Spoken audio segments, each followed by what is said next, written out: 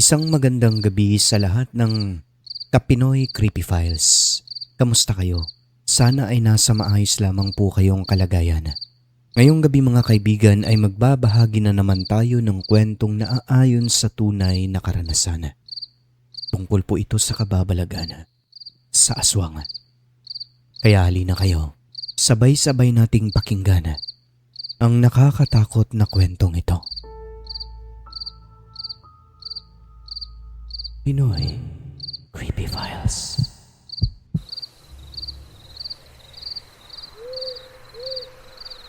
Mapagpalang araw, Sir Alex.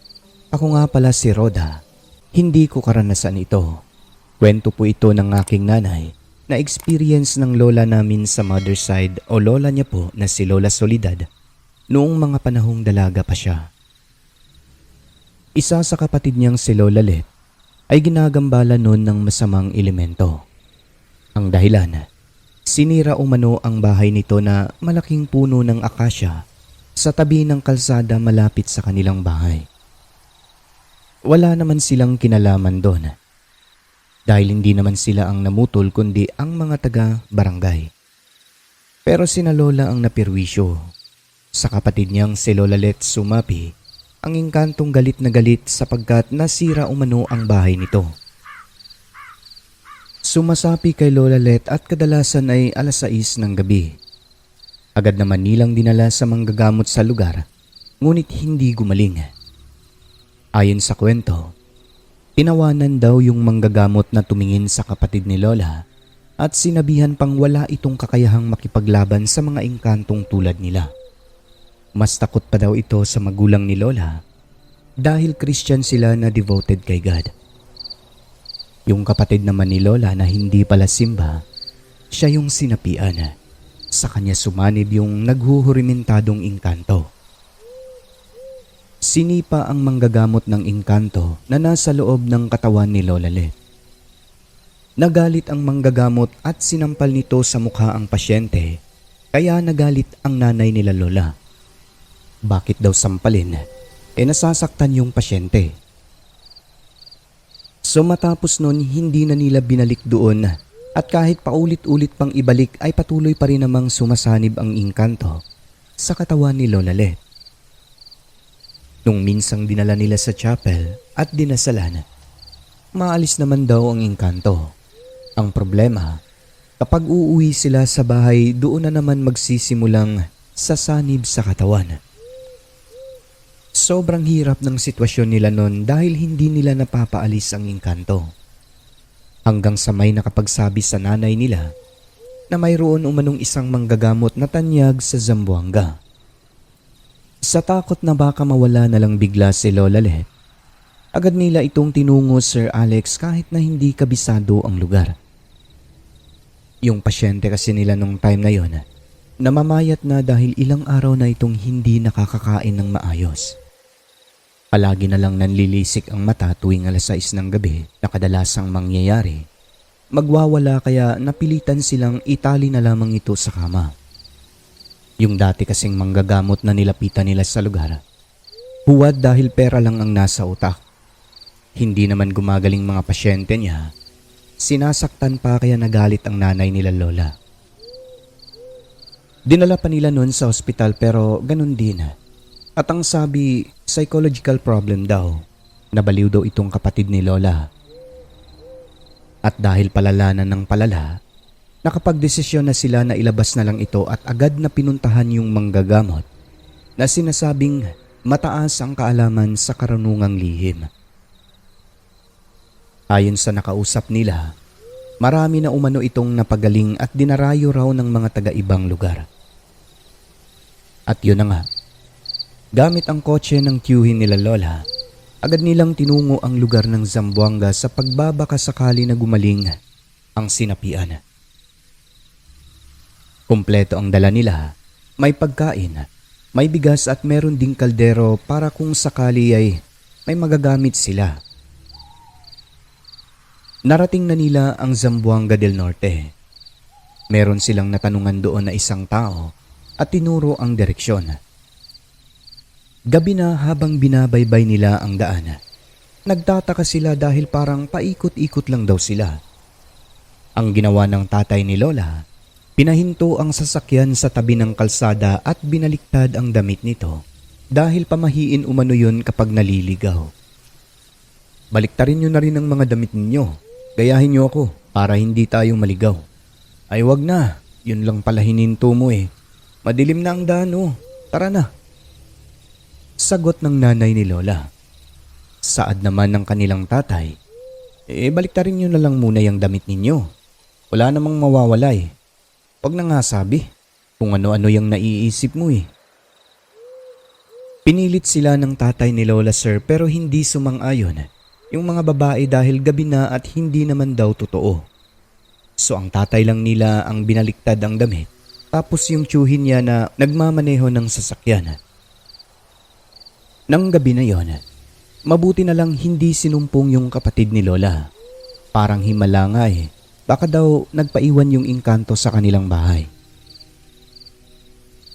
Patuloy lang silang bumabiyahe at wala silang mapagtanungan kasi wala na silang nadadaan ng bahay o tao sa kalsada.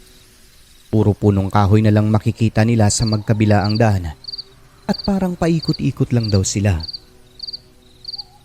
Ligaw na sila noon. Babalik na raw sana kung saan may kuryente at may kabahayan. Ngunit ilang sandali pa, nakarating sila sa isang parang maliit na komunidad na may ilang bahay na nakatayo. Mga bahay kubo lang ito, maliliit at madidilim pa dahil ang ilaw ay lampara.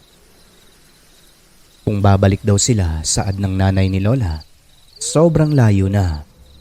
Kaya kahit nahihiya, pumarada sila sa tabi ng kalsada at lumapit sa isang katamtamang laking kubo roon na ang nakatira ay mag-asawang matanda. Dooy parang sinumpong yung kanilang pasyente na si Lola Let. Nagsisimulang sapian pero kakaiba daw ang reaksyon nito. Pinapalabas nila ng sasakyan ngunit ayaw nito na para bang takot na takot sa nakikita niyang mga tao sa labas. Kapag tititigan niya yung kubo na kung saan may nakadungaw na tao, nanlalaki ang mata niya na akala mo nakakita ng multo. Lilet, okay ka lang? Magpahinga lang muna tayo dito. Bukas magpapagamot tayo doon sa manggagamot, okay?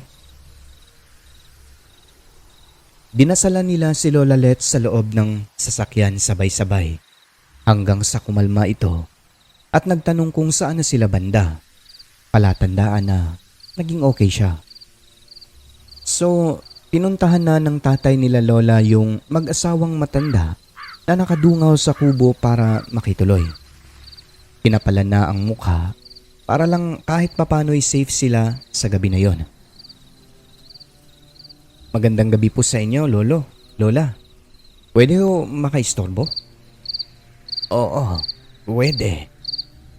Kasi ho, mukhang naliligaw kami. Kanina pa po kami paikot-ikot dito. Marami talagang naliligaw dito. Mabuti at huminto kayo. Oo nga po eh, kasi may nakita kaming mga ilaw at saka kubo kaya sabi namin dito na lang siguro muna kami magpahinga. Hindi kayo ang unang nakituloy sa baryo namin. Pwede po bang dito muna kami, Lola, magpalipas ng gabi? Pwede. Ilan ba kayo dyan? Bale, 5 lang ho. Asawa ko, kapatid at 2 anak. Ah, sige. Papasukin mo dito. Teka lang, aayusin ko saglit itong bahay ha. Ituro ko sa inyo bukas ang daan. Maraming salamat ho, Lola. Papasukin mo sila. Agad silang pinatuloy ng walang pagdadalawang isip kahit na hindi alam kung taga saan at kung ano ang pakay sa lugar. Kung baga nauna pa yung pag-oo bago magtanong kasi 'di ba? Baka masamang tao pero sila pinatuloy kagad. Tangulang umano ng tangu yung 2 matanda. Sige ng sige kahit hindi pa nakikilala. Oh, dito kayo magpalipas ng gabi. Gamitin niyo muna ang bahay ko. Total may mga kubo pa naman kami dyan. Doon muna kami matutulog ngayong gabi. Salamat po talaga, Lola. Hayaan niyo po. May ibibigay po kami bukas na konting pera po. Ay, wag na. Okay lang kami. Namangha talaga sila sa ipinakitang kabutihan ng dalawang matanda. Kaya napagkasunduan nila magbigay ng konting pera kinabukasan. Nasa mga 10:00 pasado na ng gabi nang matapos silang makipagkwentuhan sa mag-asawa. Sinabi nila kung saan sila galing, saang lugar pupunta at kung ano ang pakay. Pinangakuan sila ng dalawang matanda na ituturo nila kinabukasan yung tamang direksyon papunta sa albularyo na hinahanap nila. Kaya natuwa silang lahat noon kasi may taong makakatulong sa kanila. Bumaba na ang mag-asawang matanda at lumipat sa kabilang barong-barong. May kakaibang amoy umano yung bahay pero tiniis nila para lang may masilungan. Okay naman si Lola Let ng gabi na yon. Normal na normal siya. Mga 11:00 pasado ng gabi, lumipat sa kotse ang tiyuhin ni Lola Soledad sa kadahilan ng nalalamigan ito sa bahay at nababahuan sa amoy ng matanda. Nagdahan-dahan ito sa pagbaba, pag-alis at naglakad papunta sa sasakyan. Ang pintuan ng kotse ay binuksan niya ng bahagya para papasok ang hangin sa loob. So 4 na lang ang naiwan sa bahay, si Lola Soledad, kapatid niyang si Lola Let at mga magulang nila. Nakahiga lang silang lahat pero hindi makatulog. Si Lola Soledad, pinapakiramdaman niya ang kanyang kapatid dahil baka bigla na lang daw magwala. Pero ng gabi na yon, parang himala na hindi talaga siya sinumpong. Yung nanay nila ay nakaidlip na kaso bigla itong nagising na kinakabahan. Umahangos, namamawis dahil nanaginip umano siya ng masama. Ayon sa kanya, may mga aswang daw sa kanilang paligid na gusto silang pagfiestahan. Pero hindi makalapit dahil may isang taong pumipigil. Kinakabahan siya noon dahil parang may masamang pangitain umano ang panaginip niya na yon. Maya-maya pa, may narinig silang nag-uusap sa kubo di kalayuan mula doon sa kanilang tinutulugan na mga boses umano ng tao. Ang sabi, ilang taon na daw na walang napadpad na bisita sa baryo nila. Nakakasawa na umano yung pagtsatsaga nila sa mga hayop sa paligid. Sa wakas, nakakatikim na naman tayo ng masarap na pagkain. Tatawagin ko na ba ang iba? Mamaya na, baka may gising pa sa kanila. Pagpatak ng alauna, puntahan mo na. Sige, sige. Mukhang masarap na naman ang pagkain natin. Sa dami nila, ilang buwan tayong busog. Mukhang masarap ang laman nila. Espesyal dahil makinis ang kutis. Mayayaman. Kinabahan sila sa kanilang narinig. Lumuluha na at nanginginig ang magkapatid sa sobrang takot. Hindi nila alam kung paano sila tatakas kasi kung dadaan sila sa may pintuan, paniguradong makikita sila noong mga tao na nag-uusap sa labas. Naghanap ng paraan ang tatay nila. Ang isang bahagi ng dingding, mayroon itong butas na kasya ang isang bata na tinakpan lang ng karton. Sinira ito ng tatay nila ng dahan-dahan hanggang sa lumaki. Una niyang pinalabas ang magkapatid na Lilet at Soledad. Sinabihang magdahan-dahan at yumuko papunta sa sasakyan. Sumunod nun ang nanay nila at ang pinakahuli ang kanilang tatay. Tumakbo na ang dalawa at ang nanay dahil malakas ang pagkasarado ng pintuan ng sasakyan ni Lola Lilet, kaya may isang nakakita sa kanilang pagtakas. Tinuro sila at sinabi sa kasamahan. Hinabol sila Pero hindi naabutan dahil sakto lang na nakapasok silang lahat sa loob ng sasakyan at agad itong isinara, nilak ang pintuan. Pagkatapos pinaandar at pinaharurot ng tiyuhin nila Lola. Hinabol sila ng mga ito. Pati yung dalawang matanda na kausap nila, kasali rin sa mga humabol. Akala mo'y hindi matanda sa liksi ng kilos. Iyak ng iyak na ang mga babae sa loob ng sasakyan dahil nakikita nila sa likod, sa pamamagitan ng pulang ilaw, halos isang di pa lang ang layo ng mga ito na humahabol sa kanila at ang bibilis daw tumakbo. Hindi nila alam kung dahil ba sa refleksyon ng pulang ilaw ng sasakyan, yung mga mata ng aswang na nagbabaga sa pula. Pinaharurot ng tiyuhin nila ang sasakyan habang walang tigil sa pagdadasal naman ang nanay nila Lola. Ngunit walang tigil ang paghabol ng mga aswang.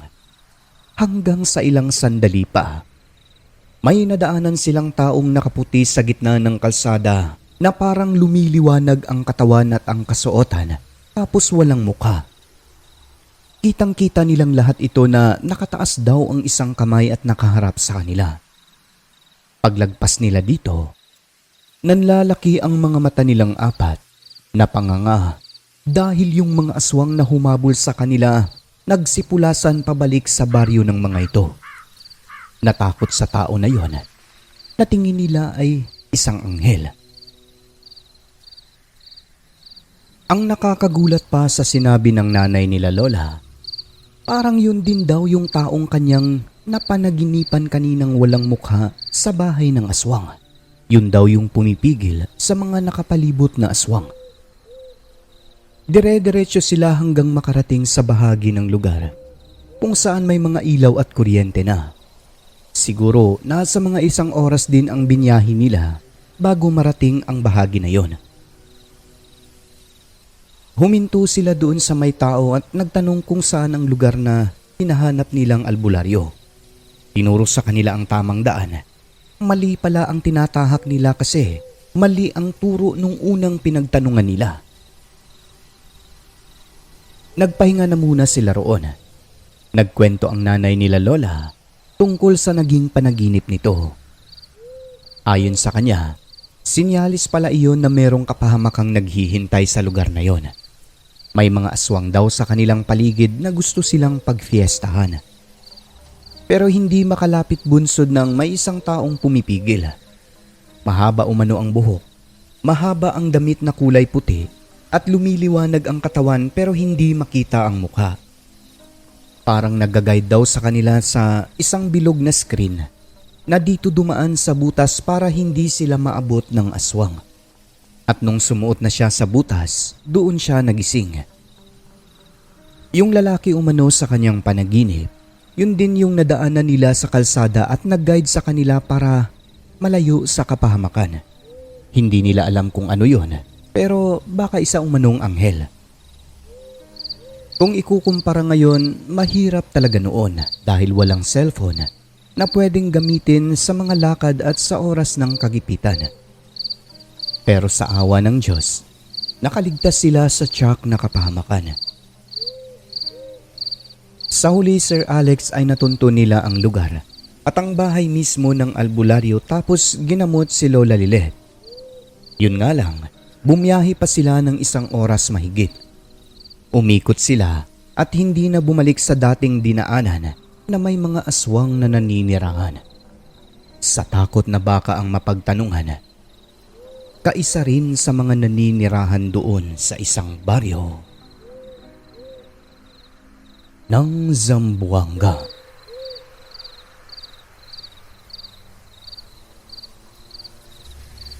At yun na po ang kwento natin para sa gabing ito, mga kaibigan. Sa mga hindi pa nakapag-subscribe sa channel na ito, inaanyayahan ko po kayo na mag-subscribe para updated kayo sa mga bago nating i-upload. Sa mga gustong magpadala ng mga kwento nila, isend nyo po sa email natin na smcreepystories@gmail.com. Huwag nyo rin po kalimutan na mag-subscribe kayo sa ating main channel na Alex Aswang Stories at sa yung mahahaba ang kwento na Alex Aswang Marathon. Sapagkat kung magsisend kayo ng mga kababalaghan sa email natin, maaaring doon din po natin i-upload or dito. So nasa dalawa lang po, Alex Aswang Stories or sa Pinoy Creepy Files. Yun lamang po. Magandang gabi sa inyong lahat. God bless us all.